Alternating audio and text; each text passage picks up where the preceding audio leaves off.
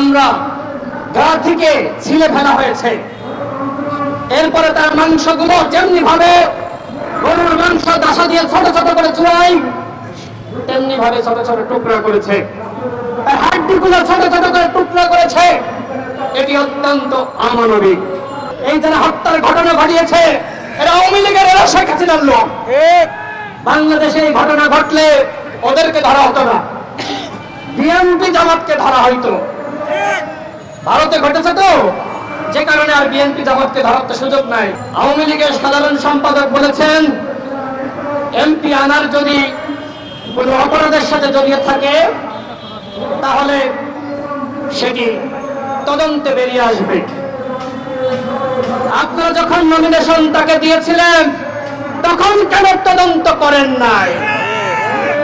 তখন মনে ছিল না তদন্ত করতে হবে?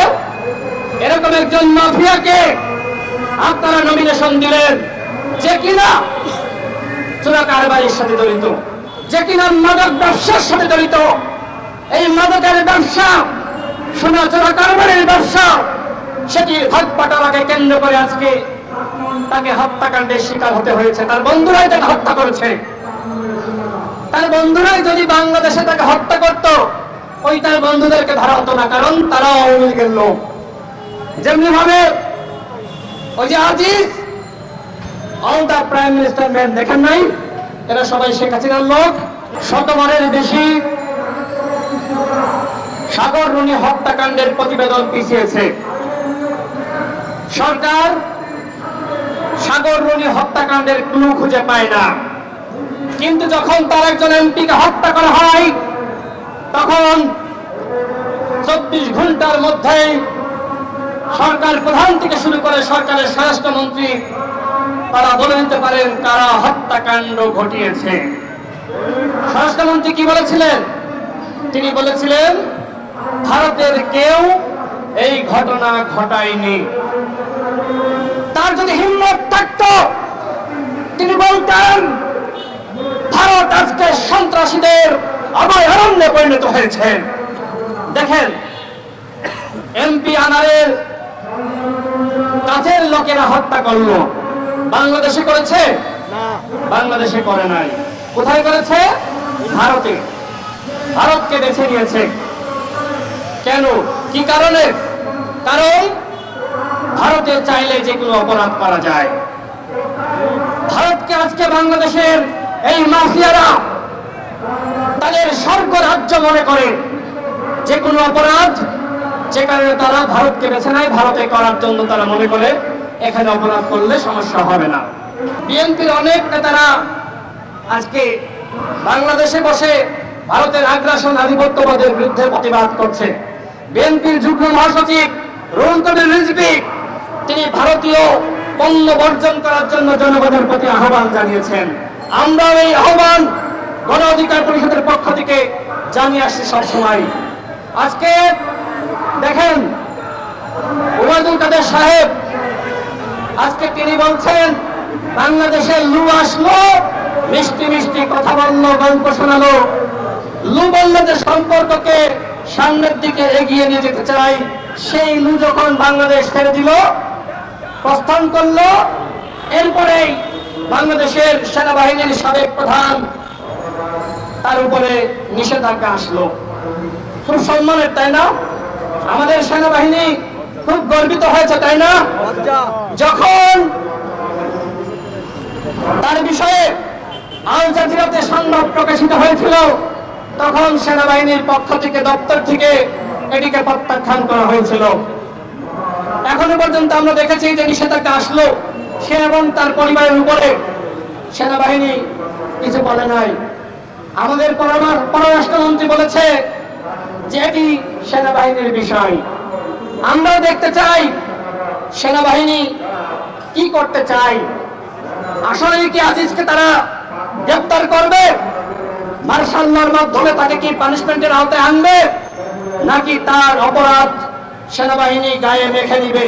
সেটি আমরা বাংলাদেশের নাগরিক হিসেবে সেনাবাহিনীর কাছ থেকে আমরা জানতে চাই। আমার দেশের সেনাবাহিনীর বেতন দেওয়া হয় এদেশের 18 কোটি মানুষের ঘাম এবং ট্যাক্সের টাকায়।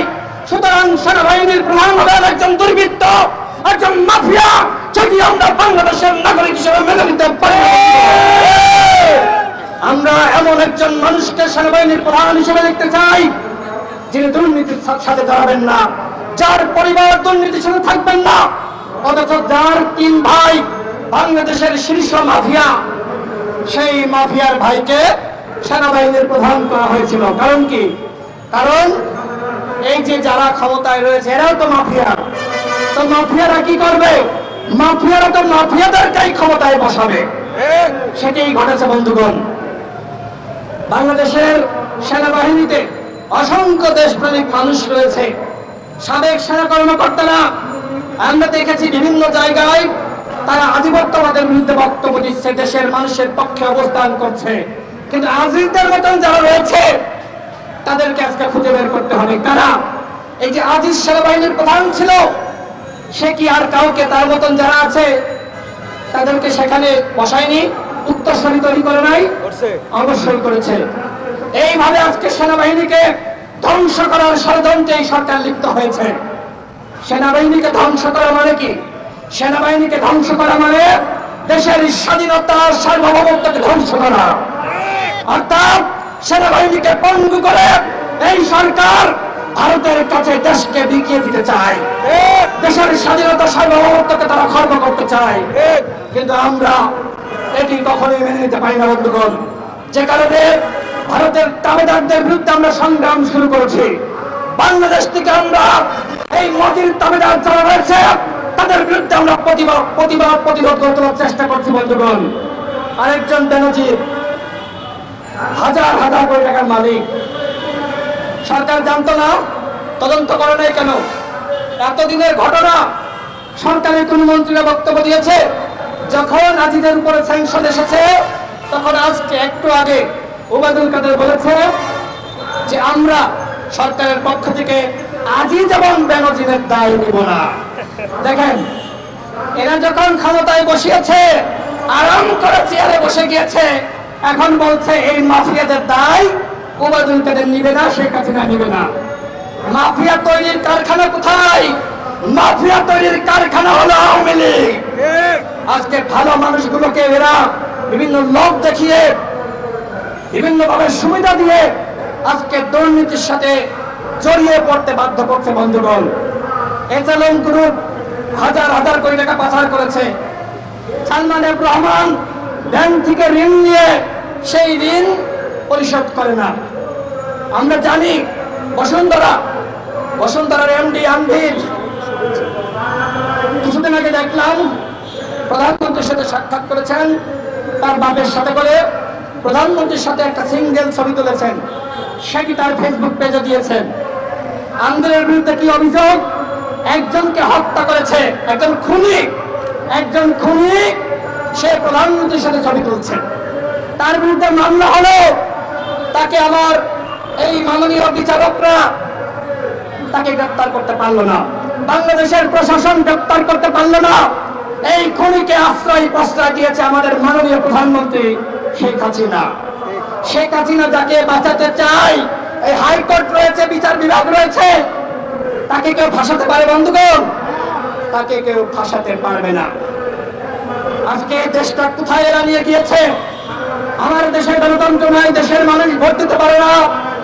আজকে আমরা দেশের জনগণকে সাথে নিয়ে আন্দোলন গড়ে তুলতে পারছি না, কারণ সবার মধ্যে একটি ভয় ঢুকিয়ে দেওয়া হয়েছে।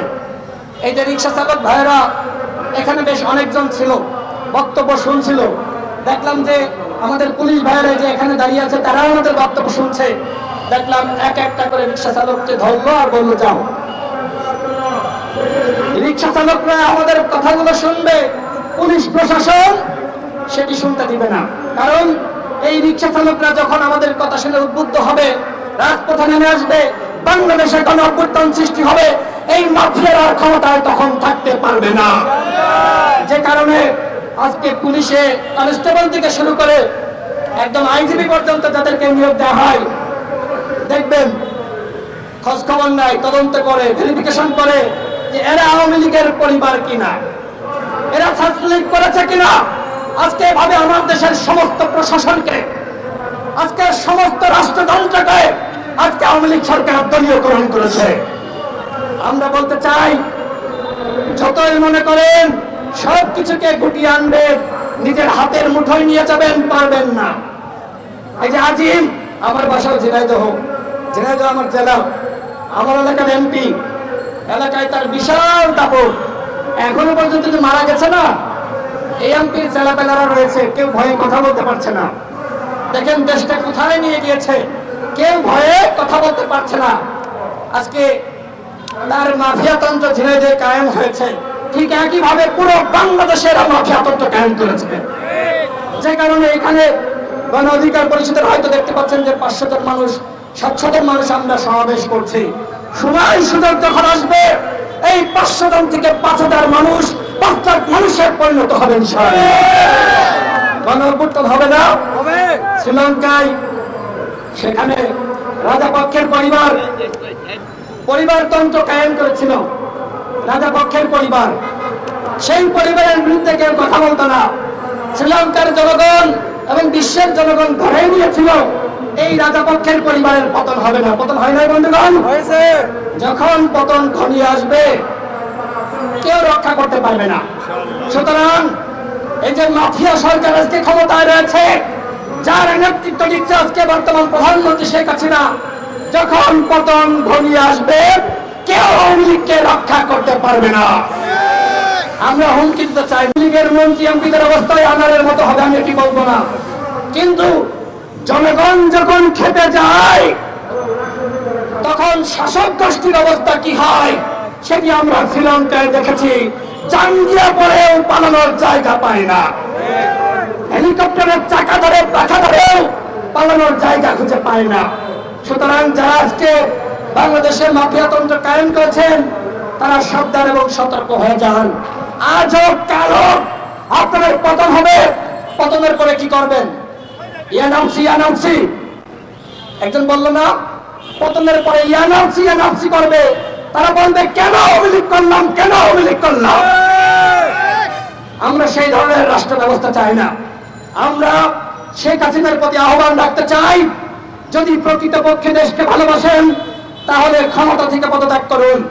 বিএনপি জামাত সহ সকল দলকে সাথে নিয়ে বসুন, জাতীয় ঐক্যমত সৃষ্টি করুন, দেশ এবং জাতিকে রক্ষা করুন। এর কোনো বিকল্প নাই। আজকে দেশটা খাদের কিনারে পড়ে গিয়েছে। আমি আমার বক্তব্য শেষ করবো, তার আগে প্রধানমন্ত্রী যে বক্তব্য দিয়েছেন, আরেকটি খ্রিস্টান রাষ্ট্র নাকি বানানোর ষড়যন্ত্র চলছে। চট্টগ্রাম, মায়ানমার সহ এই অঞ্চলের এবং বঙ্গোপসাগর নাকি আমেরিকানরা তারা নাকি প্রস্তাব দিয়েছিল যে বঙ্গোপসাগরে ঘাঁটি করতে দিলে কোন নির্বাচন লাগবে না, নির্বাচন ছাড়াই ক্ষমতায় থাকতে পারবা। প্রধানমন্ত্রী বলেছেন খ্রিস্টান রাষ্ট্র বানানোর ষড়যন্ত্র চলছে। আমরা কি জানি না কাদের সন্তানেরা খ্রিস্টানদেরকে বিয়ে করেছে? আমরা কি জানি না? কারা? নাম বলেন কারা? কে খ্রিস্টানকে বিয়ে করেছে বলেন? কে? আমার বলা লাগছে না, পাবলিক বলে দিচ্ছে। আরেকবার বলেন কে? সজীবাদের জয়। প্রধানমন্ত্রী কথা বলার আগে কি হুঁশজ্ঞান থাকে না যে কারা বাংলাদেশকে খ্রিস্টান রাজ্য বানাচ্ছে? এই সজীবাদের জয়রা। সুতরাং বন্ধুগণ, এই যে আরেকজন বলছে শেখ রেহানার মেয়ে, আমাদের ছাত্ররা আবির বলছে শেখ রেহানার মেয়ে। আমরা এই বিষয়ে কথা বলতে চাইনি। যখন প্রধানমন্ত্রী প্রসঙ্গ তুলে দিয়েছেন, তখন আমরা বলতে বাধ্য হচ্ছি আওয়ামী লীগ বাংলাদেশকে খ্রিস্টান রাজ্য হিসেবে বানাতে চায়। কিন্তু আমরা বাংলাদেশকে ইহুদিদের রাজ্য, খ্রিস্টান রাজ্য বানাতে দিব না। বাংলাদেশকে আমরা বাংলাদেশের মানুষের রাজ্য হিসেবে গঠন করতে চাই। বন্ধুগণ, আমরা আন্দোলন করছি, সংগ্রাম করছি। আমরা হয়তো সাময়িকভাবে মনে করছি যে আমরা পরাজিত হয়েছি। আমরা পরাজিত হয়নি। আমাদের অবশ্যই জয় হবে। জয়ের জন্য আমাদের সকলকে রাজপথে নামতে হবে। জনগণ যদি রাজপথে নামে, তাহলে এই সরকার পালানোর পথ খুঁজে পাবে না। হতাশ হওয়ার কোনো কারণ নাই। এই সরকারকে বিদায় নিতে হবে। হয়তো একটু দেরি হচ্ছে। সরকার যদি মনে করে আমি আজীবন ক্ষমতায় থাকবো, সেটি ফেরাউন চিন্তা করে পারে নাই, এই সরকারও পারবে না। গণ অভ্যুত্থান বাংলাদেশে হবে ইনশাআল্লাহ।